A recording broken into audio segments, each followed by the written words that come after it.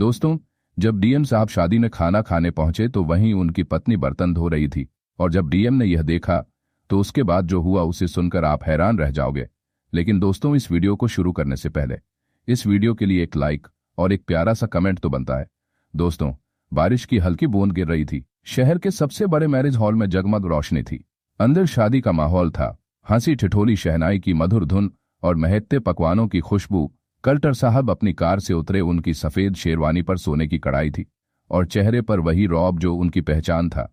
आज उन्हें इस शादी में खास मेहमान के तौर पर बुलाया गया था। शहर का सबसे बड़ा व्यापारी था, दूल्हे का पिता। सबकी नजरें उन पर टिकी थी। देखकर लोग रास्ता छोड़ देते। खाने की व्यवस्था भव्य थी। चांदी की थाली में तरह तरह के पकवान सजे थे। कलेक्टर साहब एक टेबल पर बैठ गए। वेटर झुककर सेवा कर रहे थे। तभी उनकी नजर स्टील के बर्तनों को मांज दी। एक औरत पर पड़ी, वह भीगी साड़ी में थी। बाल बिखरे हुए थे और चेहरे पर थकान के बावजूद हाथ लगातार चल रहे थे। कलेक्टर साहब का दिल एक पल को थम गया। उनकी सांसें तेज गई। हाथ से कौर गिरते गिरते बची। उन्होंने गौर से देखा, वह औरत उनकी पत्नी थी। पल भर के लिए सब कुछ धुंधला हो गया। कानों में सहारा की आवाज मंद पड़ गई। लोगों की हंसी बंद, या चम्मच की खनक, सब जैसे कहीं दूर हो गया। सिर्फ एक दृश्य साफ था, उनकी पत्नी की झुकी हुई कमर साबुन से भरे हाथ और आंखों में झलकती बेबसी। उन्होंने कुर्सी पीछे खिसका और उठने लगे, लेकिन तभी किसी ने कंधे पर हाथ रखा। वह व्यापारी था जिसने उन्हें बुलाया था। साहब, खाना ठंडा हो जाएगा, बैठिए ना। कलेक्टर साहब मुस्कुराए, लेकिन उनकी आंखों में एक तूफान उमड़ रहा था। सामने उनकी पत्नी अभी बर्तन मांज रही थी और पीछे सजी थालियां में खाना परोसा जा रहा था। कलेक्टर साहब की उंगलियां कांप रही थी। हाथ में पकड़ी चम्मच उनके काबू में नहीं थी। उन्होंने फिर से नजर उठाकर देखा, वहीं झुकी हुई कमर, वहीं थके हुए हाथ, वही सुनी आंखें। मन में हजारों सवाल दौड़ पड़े। वह यहाँ कैसे, यह कर क्यों रही है? सामने की प्लेट में अब भी खाना रखा था, लेकिन उसका स्वाद जैसे कहीं खो गया था। कमरे की हलचल, शहनाई की धुन, लोगों की आवाजें सब धीमी पड़ गई थी। सिर्फ बर्तनों की खटखट और साबुन के झाग से फिसलती स्टील की थालियां सुनाई दे रही थी। उनका मन किया कि उठकर सीधे उस औरत के पास जाए, पर शरीर जैसे बन गया था। चेहरे पर मुस्कुराहट बनाए रखना उनकी मजबूरी थी। आखिर वह कलेक्टर थे और यह एक बड़े आदमी की शादी थी। साहब, कुछ और चाहिए? पास खड़े वेटर ने झुककर पूछा। कलेक्टर साहब को कुछ सुनाई नहीं दिया। उनके कानों में सिर्फ एक आवाज गूंज रही थी। क्षण एक प्लेट उसके हाथ से छूटकर गिर गई थी। सबकी नजरें उस ओर घूम गई। कुछ लोगों के चेहरों पर खिसियानी हंसी थी, कुछ के चेहरे पर झुंझला है। शादी के इस माहौल में यह आवाज अजीब अजीब सी थी। महिलाओं के झुंड में से किसी ने कहा, अरे कौन है? ये ध्यान नहीं रख सकती, बर्तन मांजाती। औरत घबराकर झुकी प्लेट उठाने लगी। सर थोड़ा सा उठा तो कलेक्टर साहब की आंख से मिली। बस एक पल, फिर उसने तुरंत नजरें झुका ली, मानो उसे डर था कि वह पहचान ली जाएगी। लेकिन कलेक्टर साहब की आंखें अब किसी और चीज पर टिकी थी। उसकी कोहनी के पास नीला पड़ा निशान। उनके होंठ फट गए, मुठियां कस गई। ये क्या हो गया? पीछे से व्यापारी की आवाज आई। छोड़िए साहब, ये लोग तो ऐसे ही होते हैं। कलेक्टर साहब ने उसकी ओर देखा, हल्की सी मुस्कान दी, लेकिन उनकी आंखों में कुछ और ही था। और फिर उन्होंने चम्मच नीचे रखा, कुर्सी पीछे खिसका और बिना कुछ कहे उठ खड़े हुए। उनके कदम धीमे मगर भारी थे। वह सीधे उस जगह की ओर बढ़ रहे थे जहां बर्तन मांजे जा रहे थे। कदम दर कदम उन्हें अतीत में खींच रहा था। उनके सामने वह दिन तैरने लगे। पहली बार उसकी हंसी सुनी थी, जब पहली बार उसके हाथों का स्पर्श महसूस किया था, जब उसने पहली बार उनकी आंखों में सपने देखे थे। लेकिन अब उसकी आंखों में बस थकान थी, पीड़ा थी और एक अनकहा डर था। बर्तनों के ढेर के पास जाकर कलेक्टर साहब रुके। हल्की ठंड में भी उनकी हथेलियां पसीने से भीग रही थी। उनकी पत्नी अब भी प्लेट धोने में लगी थी, जैसे कुछ हुआ ही ना हो। शायद जानबूझकर उन्हें अनदेखा कर रही थी। देखिए, आप यहां क्या कर रहे हैं? उनकी आवाज धीमी थी मगर कांप रही थी। औरत का हाथ छिटक गया। उसने धीरे से सिर उठाया मगर उनकी आंखों में नहीं देखा। फिर जल्दी से सर झुका लिया। बाकी बर्तन धोने वाली औरतें फुसफुसा लगी। कुछ ने कलेक्टर साहब को देखा, कुछ उनकी पत्नी को। तुम्हें यहां नहीं होना चाहिए, कलेक्टर साहब ने दोबारा कहा। इस बार आवाज थोड़ी और भारी थी। पत्नी के होठ कांपे मगर वह चुप रही। बस अपने फटे हुए आंचल से गीले हाथ पहुंचने लगी। पीछे से किसी ने गला खड़ा। वह व्यापारी था जिसके बेटे की शादी थी। चेहरे पर झूठी मुस्कान चिपकाए हुए बोला, अरे साहब, इन्हें तो छोड़िए। ये लोग अपनी मर्जी से काम करते हैं, जबरदस्ती थोड़े ही पैसे भी मिलते हैं, फिर भी नाटक करते हैं। कलेक्टर साहब ने धीरे से सर घुमाया। उनकी आंखों में कुछ था जो व्यापारी को बेचैन कर गया। पैसे मिलते हैं? कलेक्टर साहब ने शांत स्वर में पूछा। जी हाँ, मतलब जितना बनता है। उतना देते हैं पर इन लोगों की भूख कभी खत्म नहीं होती। व्यापारी ने हंसने की कोशिश की। कलेक्टर साहब ने फिर से अपनी पत्नी की तरफ देखा। उनके चेहरे पर जितनी थकान थी उससे कहीं ज्यादा छुपी थी। ऐसा लग रहा था जैसे वह कुछ कहना चाहती है पर कह नहीं सकती। उन्होंने देखा उसके गीले हाथ अब भी कांप रहे थे। उसकी कोहनी के पास का नीला निशान और गहरा लग रहा था। किसने मारा? कलेक्टर साहब की आवाज अचानक काली हो गई। पत्नी चौंक गई। बाकी औरतें सहम कर पीछे हट गई। व्यापारी की हंसी अचानक गायब हो गई। साहब, यह आप क्या पूछ रहे हैं? उसने जबरदस्ती मुस्कुराने की कोशिश की कि कलेक्टर साहब ने एक गहरी सांस ली। उनके हाथ की नसें उभर आई थी। किसने मारा? उन्होंने एक एक शब्द को चबाते हुए दोहराया। इस बार उनकी पत्नी ने धीरे से सिर उठाया। उसकी आंखों में आंसू थे पर होंठ अब भी सिले हुए थे। सन्नाटा छा गया और फिर कुछ ऐसा हुआ जिसने पूरी शादी में हलचल मचा दी। हॉल में हर कोई उनकी ओर देखने लगा। हलचल थम गई थी। शहनाई की धुन अब शोर लग रही थी। हंसी मजाक फीका पड़ गया था। लोग काना फूसी करने लगे। कलेक्टर साहब बर्तन मांजने वाली औरत से क्या बात कर रहे हैं? नहीं कहा, बस हाथ आगे बढ़ा दिया। उनकी नजरें उसकी पतली कलाई पर टिक गई, एक गहरे नीले निशान पर, जैसे किसी ने जोर से पकड़कर मरोड़ा हो। उनका गला सूखने लगा। तभी भीड़ में से एक औरत धीरे से फुसफुसाई, सुना है मालिक की बीवी बहुत गुस्से में रहती है, कल भी एक लड़की को पीट रही थी। कलेक्टर साहब के सख्त हो गए। उन्होंने पत्नी की कलाई हल्के से पकड़ बहुत धीमे मगर ठहराव भरी आवाज में पूछा, किसने किया यह? इस बार पत्नी ने सिर उठाया। उनकी आंखें मिली। कुछ पल के लिए सब रुक गया। शोर, बातें, शहनाई, हलचल, सब उसकी आंखों में कुछ था, डर, झिझक और एक अनकहा सच। लेकिन होठों पर अब भी चुप्पी। साहब, व्यापारी की घबराई हुई आवाज आई, आप इन सब चीजों में क्यों पड़ रहे हैं? यह हमारा निजी मामला है। एक छोटी मोटी काम करने वाली को लेकर इतना गंभीर होने की जरूरत नहीं। कलेक्टर साहब ने उसकी ओर देखा। आंखों में कुछ ऐसा था कि व्यापारी चुप हो गया। छोटी मोटी काम करने वाली? कलेक्टर साहब की आवाज में ठंडक थी। व्यापारी हकलाने लगा, मेरा मतलब ये सब घरेलू बातें हैं, आपको चिंता करने की जरूरत नहीं। आप तो चिंता करने की जरूरत नहीं, आप तो मेहमान हैं, प्लीज आइए। कीपर कलेक्टर साहब ने उसकी बात अनसुनी कर दी। उनकी आंखें अब भी पत्नी पर टिकी थी। चलो यहां से, उन्होंने धीरे से कहा। पत्नी ने चौंक कर उनकी तरफ देखा। उसकी उंगलियां अब भी भीगी हुई थी। शरीर में एक हल्की झंझनाहट थी, लेकिन उसने पहली बार कुछ कहना चाहा। अब और नहीं। कलेक्टर साहब की आवाज धीमी मगर अटल थी। हॉल में सन्नाटा खींच गया। अरे साहब, आप कहाँ? लेकिन कलेक्टर साहब उसकी बात पूरी होने से पहले ही मर चुके थे।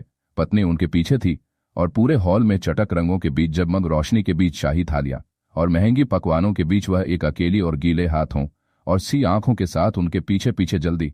दरवाजे पर दोनों रुके। बाहर हल्की बारिश हो रही थी। सड़क पर पीली लाइट की परछाइयां बिछी थी। ठंडी हवा बह रही थी, लेकिन उनके चारों ओर एक अजीब सा सन्नाटा था। बोलते हुए भी चुप्पी का, चलते हुए भी ठहराव का। कलेक्टर साहब की पत्नी उनके ठीक पीछे खड़ी थी। सर झुका हुआ, हाथ अब भी गीले, उनके आगे गाड़ी खड़ी थी।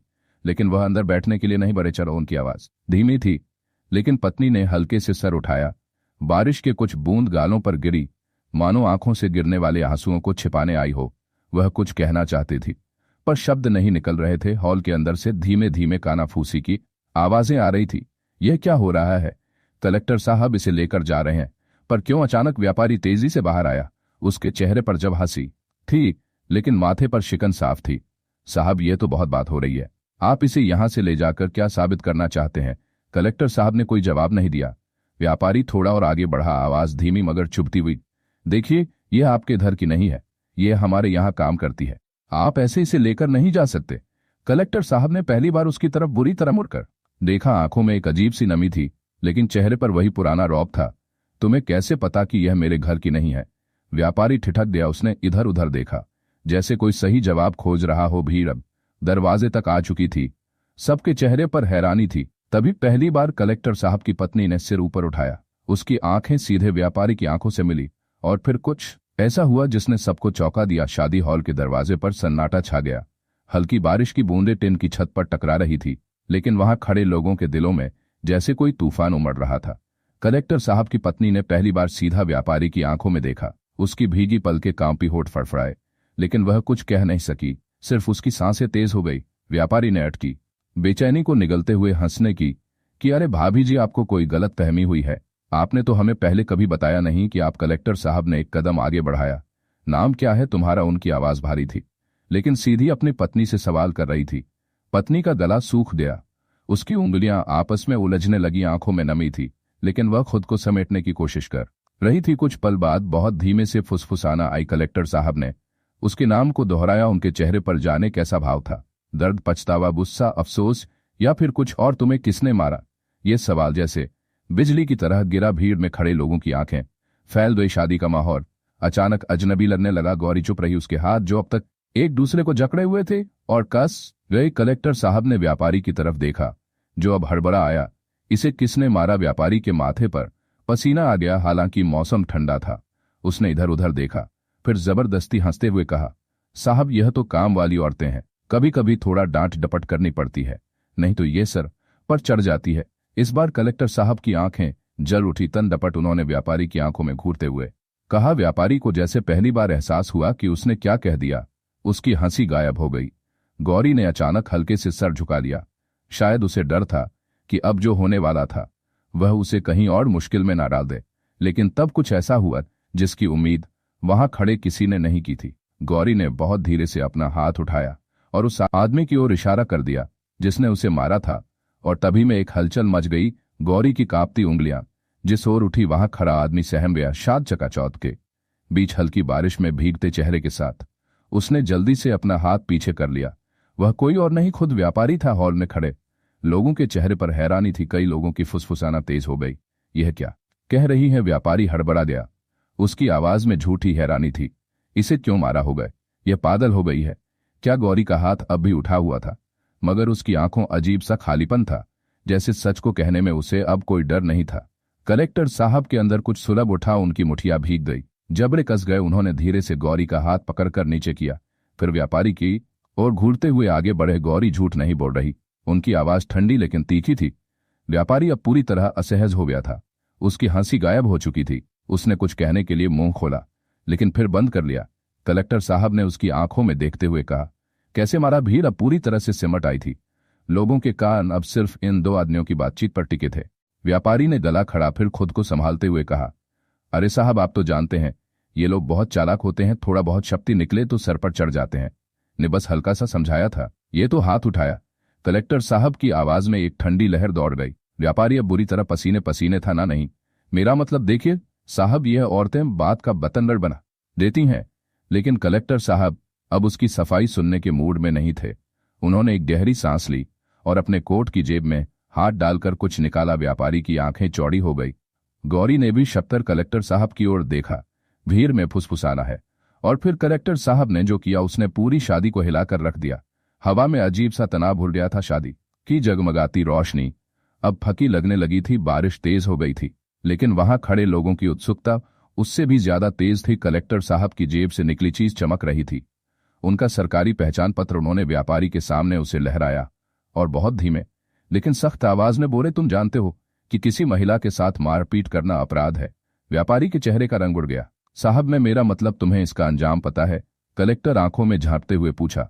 गौरी चुपचाप खड़ी थी। शायद उसे अब भी यकीन नहीं हो रहा था कि कोई उसके लिए इस तरह खड़ा हो सकता है। भीड़ में कानाफूसी शुरू हो गई। कलेक्टर साहब ने तो अब मामला बड़ा बना दिया। देखना, अब यह व्यापारी नहीं बचेगा। कलेक्टर साहब ने एक गहरी सांस ली और सीधे पुलिस को फोन लगाया। एक महिला के शोषण और हिंसा की शिकायत दर्ज करिए। घटनास्थल शादी हाल। आरोपी यही का मालिक। व्यापारी के पैरों तले जमीन खिसक गई। साहब, मैं माफी मांगता हूं, एक गलती हो गई। आप इसे इतना बड़ा मुद्दा मत बनाएं। लेकिन कलेक्टर साहब अब अनसुना कर चुके थे। उनकी नजरें अब गौरी पर थी। गौरी, अब तुम यहां नहीं रहोगी। उनकी आवाज में एक अजीब सा सुकून था। गौरी ने चौंक कर उनकी ओर देखा। उसकी आंखों में नमी थी। होठ कुछ कहने के लिए हिले, लेकिन कोई शब्द नहीं निकला। तुम्हें अब अपने लिए खड़ा होना सीखना होगा, कलेक्टर साहब ने कहा। डर कर रहोगी तो लोग और सताएंगे। आज नहीं बोले तो कल फिर यही होगा। गौरी की आंखों से एक आंसू गिर पड़ा। पुलिस की गाड़ी गेट के पास आ चुकी थी। दो पुलिसकर्मी अंदर आए और व्यापारी की ओर बढ़े। साहब, प्लीज बचा लीजिए, आपकी इज्जत का सवाल है। आप इसे ऐसे मत कीजिए। व्यापारी गिड़गिड़ा लगा, लेकिन कलेक्टर साहब ने कोई जवाब नहीं दिया।